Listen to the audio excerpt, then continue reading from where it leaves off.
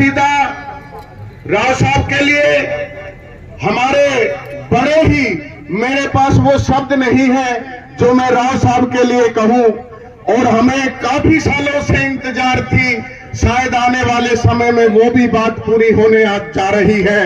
हो गई है पीड़ गहरी, हो गई है पीड़ गहरी, अब पिघलनी चाहिए, अब हिमालय से नई गंगा निकलनी चाहिए, गंगा निकलनी चाहिए। राव साहब में एक विशेष खूबी है, इनकी करनी और कथनी में कोई अंतर नहीं है। गरजे तो घोर, बरसे न बूंद, ये सब भरे हैं मेघों में, और जो कहा सो किया किया, ये एक बात है मर्दों में।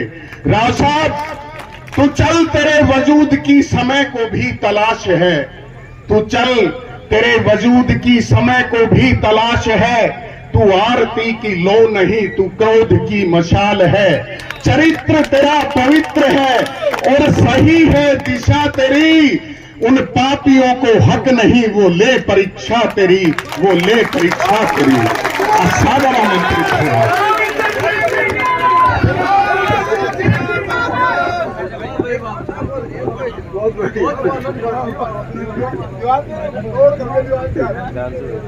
ये दीवान जी महेंद्रगढ़ के हमारे, मेरे बारे में अच्छी कविता कह गए, मैं धन्यवाद करना चाहता हूँ। साथियों, मैं तो आपके अजीज के तौर पे आया हूँ, आपका हिमायती हमेशा रहा हूँ, और आज इलेक्शन के दौरान मेरी पार्टी के साथीगण रामविलास जी हमारे प्रधान, उस टाइम के, जिस टाइम के ऊपर भारतीय जनता पार्टी की 2-4 सीटें आया करती थी, और हरियाणा के अंदर रामविलास शर्मा उस टाइम अध्यक्ष, देश के अंदर प्रधानमंत्री नरेंद्र भाई मोदी उस टाइम प्राइम मिनिस्टर, जब जाकर के हरियाणा के अंदर पहली बार दशकों बाद पहली बार भारतीय जनता पार्टी की मेजॉरिटी वाली सरकार आप लोगों ने हरियाणा में स्थापित करी। आज वो भी मेरे साथ आए हैं, आज हमारे साथी लोकसभा प्रत्याशी धर्मवीर सिंह जी साथ है, भूतपूर्व यहाँ की एमएलए साहिबा संतोष जी हैं, मौजूदा हमारे एमएलए साहब सीताराम जी हैं, लक्ष्मण सिंह जी हैं, शायद ओम प्रकाश जी भी हैं, पुराने हमारे पार्टी के अध्यक्ष भी हैं, बनवारी लाल डॉक्टर साहब भी हैं, वो भी नाज नहीं बोल पाए क्योंकि मेरा एक प्रोग्राम रेवाड़ी के अंदर है, तो मेरे को सारा बोझा मेरे कंधों पर डाल दिया कि जो आपके कंधों पे है। तो मैं भैया आपके अजीज के तौर पे कहना चाहता हूं कि हमने और आपने मिलकर के मोदी को सत्तासीन किया था आज से 10 साल पहले, और उस टाइम के ऊपर देश के हर कोने से आवाज निकल रही थी, मोदी लाओ, मोदी लाओ, मोदी लाओ। मोदी को हमने 10 साल दिए, जिसमें से 3 साल दूसरी पारी के कोविड खा गया, यानी कि कितने बचे? 7 साल। इन 7 साल के अंदर भारतवर्ष के अंदर जो डेवलपमेंट हुई है, मैं तो अभी 74 बरस का हो गया, मैंने तो पहले कभी नहीं दिए देखे। 45 साल को तो राजनीति में मुझे हो गए, और इन 45 साल के अंदर जो 10 साल के अंदर काम हुआ है या 7 साल के अंदर काम हुआ है इंफ्रास्ट्रक्चर का, वो पहले कभी नहीं हुआ है। सड़क का ही जिक्र करता हूं, बाकी लंबी चौड़ी बात नहीं करूंगा। कांग्रेस के शासन में मंत्री था, 11 किलोमीटर प्रतिदिन सड़क बना करती थी, आज के दिन 37 किलोमीटर प्रतिदिन सड़क भारतवर्ष के अंदर बन रही है।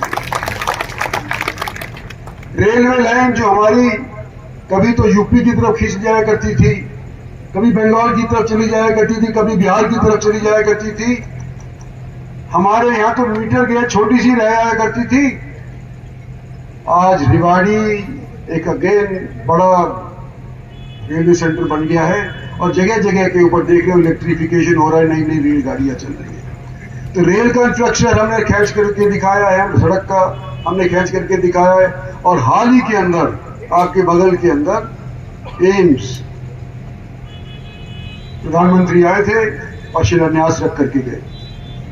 हरियाणा एक ऐसा प्रांत है जो है तो छोटा, लेकिन 2 बार यहां पर प्रधानमंत्री आ चुके हैं। एक बार तो एम्स का 1 महीने के भीतर एक बार तो एम्स का शिलान्यास रखने के लिए और दूसरी बार गुड़गांव का शिलान्यास रखने के लिए मेट्रो का, द्वारका का मेट्रो का तो यहीं से रख दिया था, मेट्रो द्वारका एक्सप्रेसवे का। यानी कि 1 महीने के अंदर प्रधानमंत्री की जहां जगह जगह पूछ हो रही है, महीने के अंदर 2 बार एक हल्के के अंदर चले जाएं या एक दक्षिणी क्षेत्र हरियाणा के में चले जाएं, ये भी एक मिसाल है। कई जगह तो पहुंच ही नहीं पाते, बड़े बड़े प्रांतों में नहीं पहुंच पाते। और क्यों आए यहाँ पे दोनों बार? क्योंकि भाई इंफ्रास्ट्रक्चर ही यहाँ पर दिखाई दिया करता हुआ। बाकी करनाल नहीं गए, अंबाला नहीं गए, कहीं और नहीं गए, हमारे यहाँ गए। हमने सरकार बनाई हरियाणा वाली, इसमें कोई दो राय नहीं। 36 बिरादरियों ने मिल करके हमने हरियाणा के अंदर सन 14 के अंदर सरकार बनाई। तब नरेंद्र भाई मोदी ऊपर थे और रामविलास शर्मा नीचे थे। आज मैं यूं कहता हूं आपसे कि जब आपने इतनी मशक्कत करी और देखा कि पहले अनेक घटक दल के सरकार के लोग मिलकर के सरकार चलाया करते थे, कोई इधर खींच रहा था, कोई उधर खींच रहा था, तो हमने 10 साल की अगर डेवलपमेंट देखी है तो 5 साल ही तो और मांग रहे। देश के निर्माण के अंदर 15 साल क्या मायने रखते हैं? 75 साल के अंदर जो हमने काम देखा है उसके अंदर 10 साल निकाल दो बीजेपी वाले, तो कोई ऐसा काम नजर ही नहीं आया। और 5 साल और मांग रहे हैं कि हमने अगर काम किया है तो 5 साल हमारे को और दे दो। और नरेंद्र भाई मोदी को प्रधानमंत्री बनाने का जरिया क्या है? एमपी बना दो, भारतीय जनता पार्टी को एमपी बना दो। लोग यूं कह रहे थे कि इंद्रजीत सिंह तो आया नहीं, धर्मवीर ने पर्चा दर्ज कर लिया, कोई चीफ मिनिस्टर नहीं आया, कोई एक्स चीफ मिनिस्टर नहीं आया, कोई पार्टी का बड़ा बंदा नहीं आया, इंद्रजीत सिंह भी नहीं आया, वो तो शायद रिश्तेदारी के अंदर फंस गया या बिरादरीवाद के अंदर फंस गया। भाई मेरे को लेट पता चला, मैं नहीं आ सका, मजबूरी थी, नहीं आ सका। लेकिन हमारे पंडित जी तो यहाँ पर थे जिन्होंने पार्टी का निर्माण किया था यहाँ पे। ये तो क्या इससे बड़ा कोई भारतीय जनता पार्टी का हरियाणा के अंदर नेता है? सबसे हम तो बाद में पैदा हुए, हम तो बीजेपी में बाद में आए, ये तो पैदाइशी पर बीजेपी वाले थे। जब ये चले गए तो हाथी के पैर में सबका पैर, मेरा भी पैर आ गया। और जो लोग यूं कहते हैं कि रिश्तेदारी में मारा गया इंद्रजीत सिंह, इसका मतलब मन ढीला हो गया। भाई मेरा सबसे पहले मेरी आस्था देश के अंदर है। मेरे को यकीन है, मेरा दिल गवाही देता है कि आज के दिन अगर देश सही रास्ते के ऊपर चल रहा है तो नरेंद्र मोदी की वजह से चल रहा है। कोविड के बाद अनेक बड़े बड़े मुल्क फिसल गए, उनकी आर्थिक स्थिति चरमरा गई। 2%, 3% तो बढ़त साल के अंदर 22-23 के अंदर नहीं पाए। और भारतवर्ष 6.5% की जीडीपी का हकदार भारतवर्ष, सबसे बड़ी पॉपुलेशन वाला क्षेत्र मुल्क भारतवर्ष। कमजोर कहते थे, वो बहा करके जाबर निकला और 6.5% के ऊपर हमने बढ़त दर्ज करा करके दिखाई। ये रफ्तार टूटे नहीं, रोड ब्लॉक ना लगे, इस चीज के लिए हम 5 साल और आपसे मांग रहे हैं। और मैं यूं कहना चाहता हूं कि इस 5 साल के लिए मैं अपने कुटुंब के रिश्तेदारों को छोड़ो, मैं आप भी अगर जरूरत पड़ी तो मैं भी इलेक्शन छोड़ दूंगा अगर मोदी हारना नजर आया तो। मेरे को मोदी को जिताना है। और मोदी किसके भरोसे जिताऊंगा? आप लोगों के भरोसे जिताऊंगा।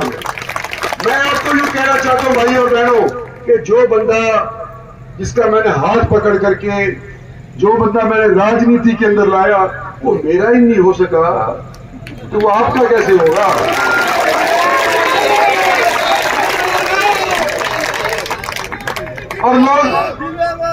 और लोग यूं कहते हैं कि जी हुड्डा साहब चीफ मिनिस्टर बनेंगे, हुड्डा साहब से काम करवाएंगे। दान सिंह उनका दाहिना हाथ है। हुड्डा साहब चीफ मिनिस्टर बनेंगे तो दान सिंह हमारे काम कराओगे। मैं आपसे यूं कहता हूं कि हुड्डा साहब तो चीफ मिनिस्टर जब बनेंगे ना, जब हम उनको बनने देंगे।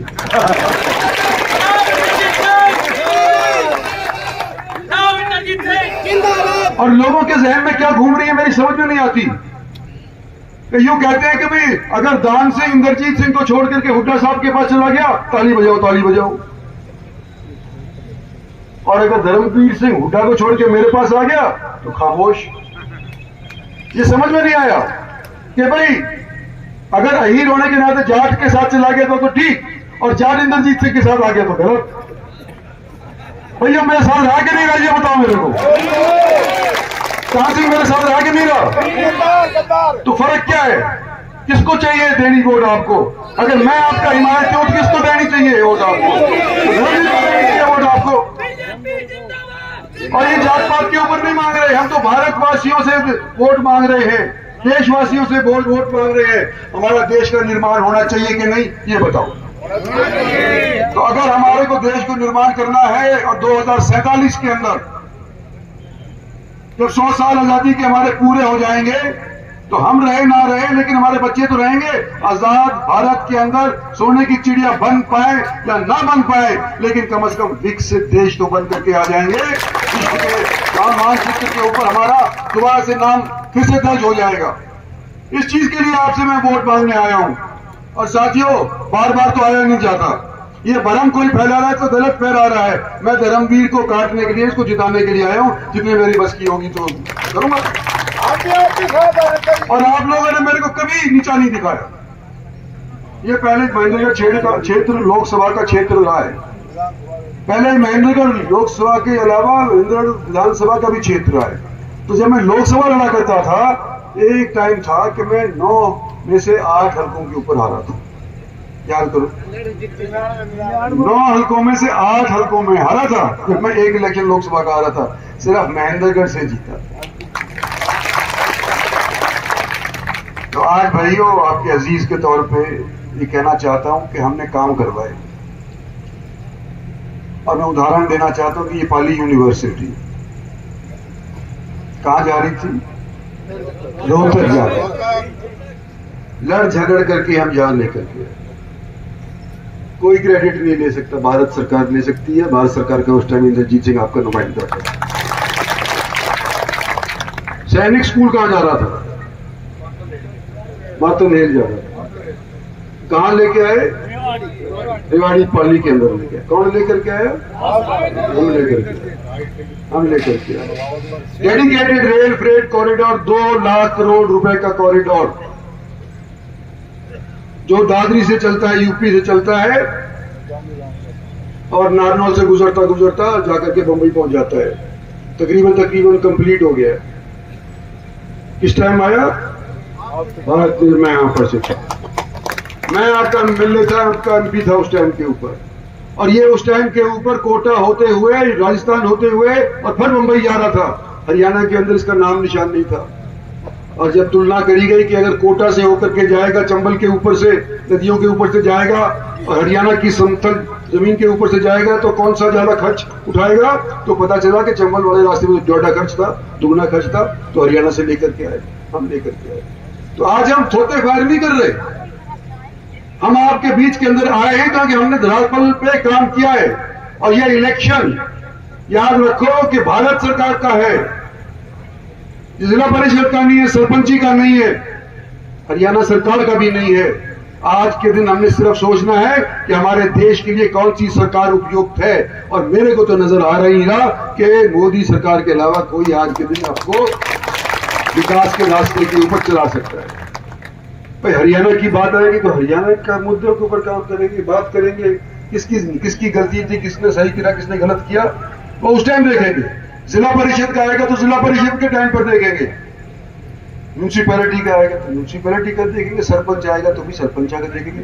लेकिन सरपंच में 4 जगह झगड़ा हो गया, 4 जगह लोग चले गए, इसका मतलब ये नहीं है कि भाई 2 इधर बढ़ जाएंगे, 2 इधर बढ़ जाएंगे। भाई दोनों के दोनों या तीनों के तीनों या चारों के चारों सरपंच अगर हाथ रख के यूं कह रहे कि हम देश का निर्माण नहीं चाहते तो हम राजनीति छोड़ देंगे। सब चाहते हैं कि देश विकसित हो। तो आज के दिन देश के विकास के लिए आपके लिए वोट मांग रहे हैं। और आने वाले समय के अंदर जो हमने काम करे हैं 10 साल के अंदर, वो 5 साल के अंदर उससे जोड़े करके दिखाएंगे। ये मैं आपसे वायदा करके चाहता हूं।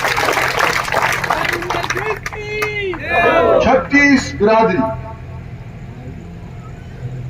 नर भी, जो बूढ़े जवान, सब भारत के निर्माण के अंदर अपना योगदान दे, ये मैं आपसे निवेदन करने आया हूं। और पहली बार जो वोट डालेगा इस बार अपनी, उसकी उम्र 18 से 23 साल तक वालों की हो। वो तकरीबन 3 लाख वोट ऐसी हैं जो पहली बार वोट डालेंगे। तो उनसे मैं निवेदन करना चाहता हूं कि जब मेरी उम्र के होंगे ना, जब याद करोगे कि हमने पहला वोट अपना किसको डाला था, किसके लिए डाला था, किस सोच के ऊपर हमने अपना वोट डाला था, तो मैं तो यही उम्मीद करूंगा कि जब ये अपने बच्चे पोतों को तुम बताओगे तो यूं बताओगे देश के निर्माण की नींव हमने अपनी वोट से 2024 के इलेक्शन के अंदर रखी। और क्योंकि ये जवान हैं, गर्मी के अंदर इनका जोश पिघल नहीं जाएगा, इनके एक और भी ड्यूटी लगाना चाहता हूं मैं कि जो वृद्ध है, बुजुर्ग है, अपाहिज है, असमर्थ है, उसका भी वोट आप लोग डलवाएंगे। अपने कंधे पे बिठा करके उसको ले जाना पड़े तो कंधे पे बिठा करके ले जाएंगे, लेकिन पोलिंग स्टेशन तक उसको लेकर के जाएंगे जब बात ले जाएंगे। पहली वोट से अधिक दूसरी बीजेपी की जब सरकार बनी अधिक थी। तीसरी में मैं उम्मीद करता हूं कि दूसरी से अव्वल इस बार आप वोट देंगे। जात पात के अंदर मत फंसियो, देश के बारे में सोच करके अपना वोट डालियो। और आने वाले समय के अंदर, हाँ एक चीज और, 18 तारीख को मेरे यहाँ तो प्रधानमंत्री 2 बार आ लिए ना, एक बार एम्स के लिए माजरा आ लिए और एक बार गुड़गांव आ लिए। मेरे हल्के की बात हो रही है, रूप प्रकाश, यह भी मेरा हल्का तो हल्का नहीं हुई, वहां का भी तो मैं नहीं हूं, लेकिन हल्का तो मेरा ही है। 18 तारीख को प्रधानमंत्री आपके यहाँ महेंद्रगढ़ आएंगे। कहाँ आएंगे ये तो बाद में आपको पार्टी वाले बता देंगे, लेकिन कृपा करके प्रधानमंत्री का भी आप मनोबल बना करके रखियो, जिस तरह मेरा धर्मवीर का आज आपने बनाया है। यही आपसे वायदा है। धन्यवाद और जय।